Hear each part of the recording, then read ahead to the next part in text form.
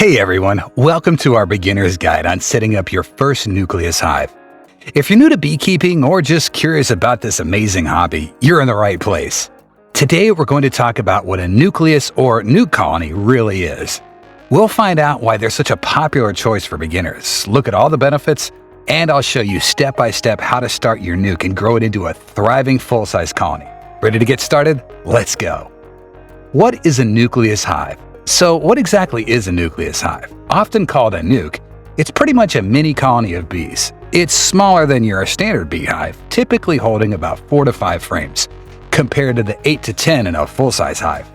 This compact setup includes everything a bee colony needs to kick off: a queen bee, worker bees, brood, which means eggs and larvae, and pre-drawn comb. Nukes are a fantastic starting line for new beekeepers for several good reasons. They're not just less expensive and easier to handle than a full-size hive, but having a smaller number of bees and an already functioning queen makes the whole beekeeping journey a lot smoother from the get-go. Why beginner beekeepers prefer nukes? You might wonder why nukes are so popular among new beekeepers. Here's the scoop. Ease of management. Handling fewer bees in frames makes the nuke much less daunting and easier to inspect and manage. Established colony. Nukes come with a queen and ongoing brood, so they're already up and running as a functioning colony.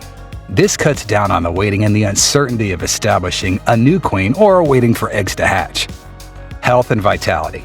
Generally, nukes are healthier and more robust because they come from established colonies. This means a lower risk of diseases and pests right from the start. Benefits of using nukes. There are plenty of perks when it comes to using nukes. Swarm control. Creating a nuke from a full hive can help keep swarming under control by reducing congestion in the parent hive. Strengthening colonies.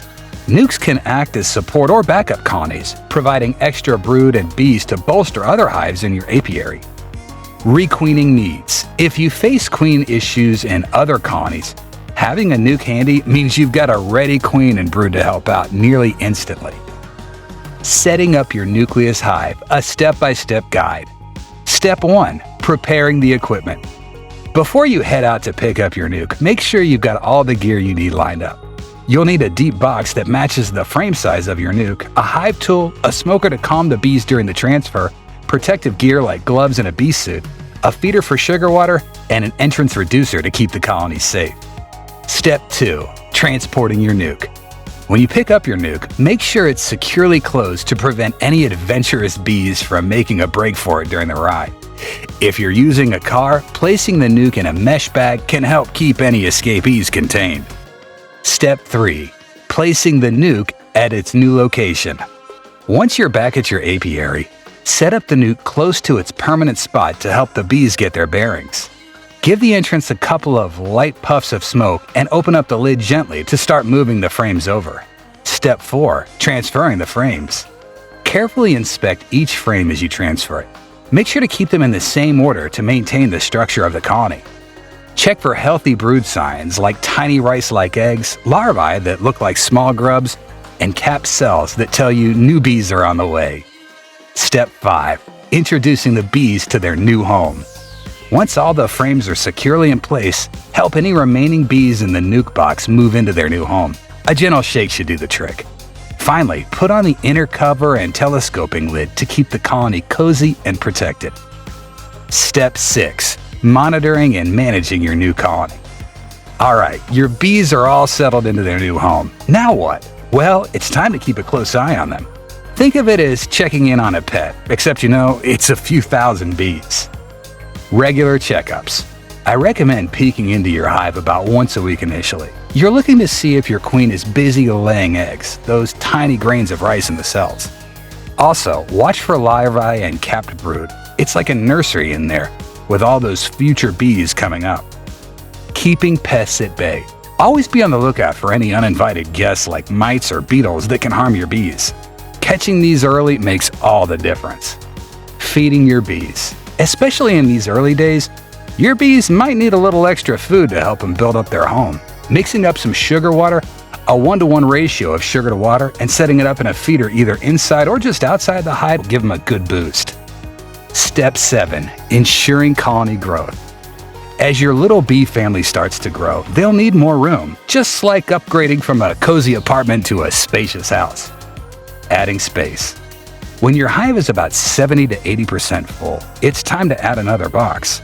This gives everyone a bit more elbow room and helps keep the peace in the hive. Preventing a swarm. Bees are natural explorers, and sometimes they want to swarm and find a new place. Keeping an eye out for queen cells, those peanut-shaped cells, a sign they're planning to move. If you spot these, you might need to think about splitting your hive, which can also start a whole new colony.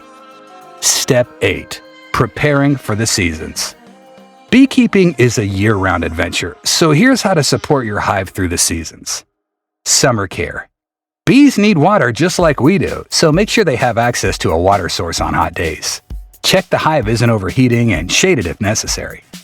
Autumn prep. It's wise to reduce the entrance to the hive to protect against robbers like wasps. This also helps your bees defend their home more easily. Winter watch.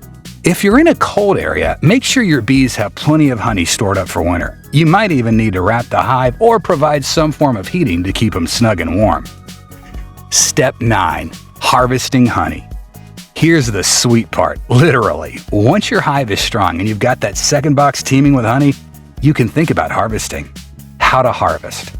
Use a bee brush to gently brush bees off the frames, or use a bee escape board to clear the super. You can extract honey using different methods, depending on how much you have and what equipment you've got.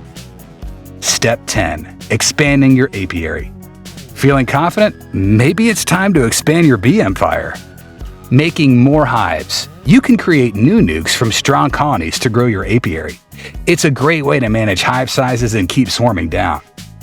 Selling nukes. Got more nukes than you need? Selling them can be a great way to fund your beekeeping hobby or even turn it into a little side business. Taking a nucleus hive and growing it into a full-fledged colony is one of the most rewarding experiences you'll have as a beekeeper. It's a chance to connect with nature, learn heaps about bees, and yes, enjoy some homemade honey too. Remember, each hive has its own personality, so stay flexible, keep learning, and have fun with it. Thanks for sticking with me. If you have any questions or just want to share your beekeeping stories, drop a comment below. Don't forget to hit like, share, and subscribe for more beekeeping adventures. Until next time, happy beekeeping.